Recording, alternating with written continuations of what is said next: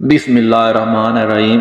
3 ہجری کو غزوہ احد کے لیے تیاری ہو رہی تھی کہ ایک 15 سالہ نوجوان رحمت عالم کی خدمت میں حاضر ہوا اور عرض کیا، اللہ کے رسول مجھے بھی لڑائی کے لیے اپنے ساتھ لے چلیں۔ نبی کریم صلی اللہ علیہ وسلم نے کچھ تردد کیا تو نوجوان بولا، اللہ کے رسول بدر میں بھی آپ مجھے چھوڑ گئے تھے، اس وقت میری عمر 13 برس کی تھی، اب تو میں 15 سال کا ہو چکا ہوں اور آپ نے خود ہی جنگ میں حصہ لینے والوں کی عمر کم از کم 15 برس مقرر کر رکھی ہے، اب تو میں آپ کے ساتھ ضرور جاؤں گا۔ رحمت عالم اس کی کم سن صحابی کے جذبہ جہاد سے بہت خوش ہوئے اور ساتھ چلنے کی اجازت دے دی۔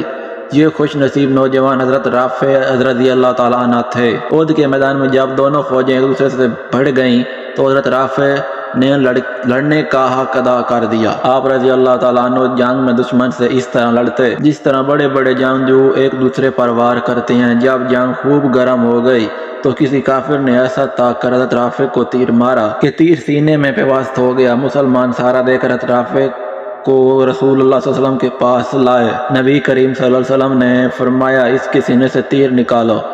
تیر جو ہڈیوں کو توڑتا ہوا اندر گھس گیا تھا، جب صحابی نے پورے زور سے کھینچا تو نوک اندر رہ گئی۔ رحمت عالم نے شفقت سے اس بہادر کے سر پر ہاتھ پھیرا اور فرمایا کہ رافع، قیامت کے دن میں تیرے ایمان کی شہادت دوں گا۔ اگر ویڈیو اچھی لگی تو ویڈیو کو لائک کر دیں، چینل کو سبسکرائب کر دیں۔ ملتے ہیں نیکسٹ ویڈیو میں، تب تک کے لیے اللہ حافظ۔